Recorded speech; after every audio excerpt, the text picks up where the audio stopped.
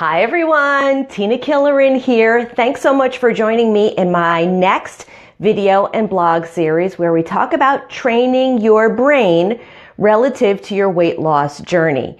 So I know I talked about it a little bit last week, but we all know at least most of us know what we should be doing relative to our journey. That we should be eating healthier, that we shouldn't be eating processed foods, that we should be exercising a little bit more, we should be drinking water, and we should be sleeping 7-8 hours of sleep a night, right? And you ever notice how you start out really great and then you fail? Okay, well, here's the reason why, right? We all kind of say, you know what? That's it. I'm going to do it. I'm going to do it. I'm going to go on a diet and I'm going to drop 20 pounds. And the reason why we've tried and failed is because we haven't had the time to train our brains. Our brains are pre-programmed and pre-designed to think certain things and to be affected by certain stimuli. So if we haven't taken the time to train our brains and prepare ourselves for what we have coming, it makes it a little bit more difficult to have success. Right? So think about it. How many times have you drawn that line in the sand and said, that's it, I'm done, I am dropping these 20 pounds, I'm eating healthy, I'm exercising, I'm going to do everything that I need to do in order to live a healthy life. And you are friggin' great for 3 days. 3 days, right? You've woken up, you've exercised, you had a great breakfast, good lunch, everything else for 3 whole days. What happens on day 4? You go out for pizza. We've all been there. We've all done that. We've all tried and failed. But let me tell you, it's not you per se that failed. It's your brain. Your brain failed you because your brain is pre-designed and pre-programmed to work inside your comfort zone. And as soon as you start to get outside that comfort zone, your brain says, I don't want to be there. Nope, not me. Going back inside that comfort zone. And that's when you resort to that pizza. So there's certain chemicals that are released by your brain based on certain stimuli that you feed into that brain. So over the next couple of days, we're going to talk a little bit more about how we're going to train your brain for success relative to your weight loss journey. Okay, and the way that we're going to do that is I'm not going to get too sciencey. I'm not going to get too technical. Remember, I'm not a science person. I'm not a technical brain person, but I understand how the brain operates relative to the stimuli that we're getting and what the chemical responses from your brain are. Okay, so I want to give you an example. You ever notice how when you do start your diet, and you are committed and you're doing great. You have a good breakfast. You've got a salad with chicken for lunch. You have some fruit and some nuts for a snack. Come dinner time, you fall off the wagon. Why? Because your brain is tired. Your brain is tired.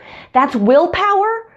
We're also going to talk about why power in this series too. We're going to talk about why it's more important to tap into your why power versus your willpower. You are always going to lose out to your willpower.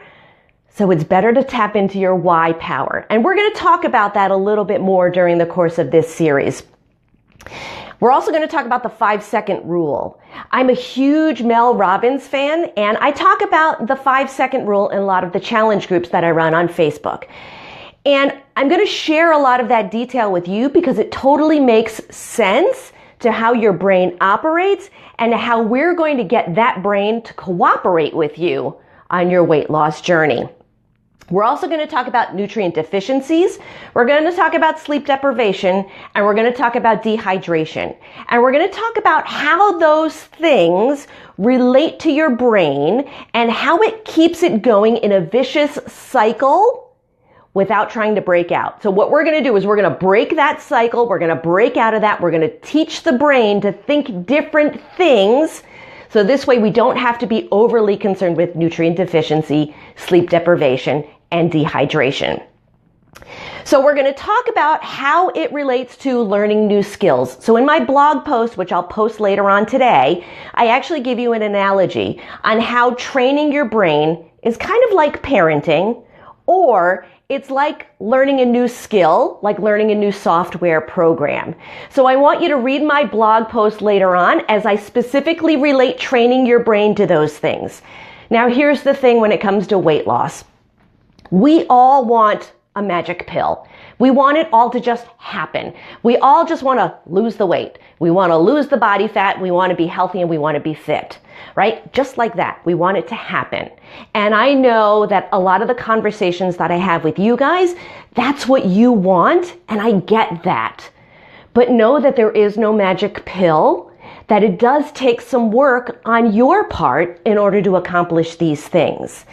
But if we can break down your brain and teach your brain to make the right decisions, making those right decisions as we go through life becomes easier and easier and easier. So that's really what we're going to do over the course of these next couple of days. We're going to teach your brain to make the right decisions, and we're going to fuel the brain. We're going to talk about how fueling the brain helps to make the right decisions. So this way, moving on in the long haul, we have success in our weight loss journey. We have success in our health journey. We become more healthy. We become more fit. So we're going to talk a little bit about the science related to the brain. But like I said, I'm not going to go crazy with the science on the brain because I'm not a brain specialist, but I understand how that all works. So I'm going to communicate that to all of you. Again, I'll come live to you every day. I'll give you your little lesson on how we can teach your brain to think the right things. And then I'll post my video and blog later on in the day. So this way you can kind of go back at your leisure, read through exactly the points that I was trying to make. And hopefully by the end of our series, you'll be ready to take action in using your brain to make those right decisions as we move forward.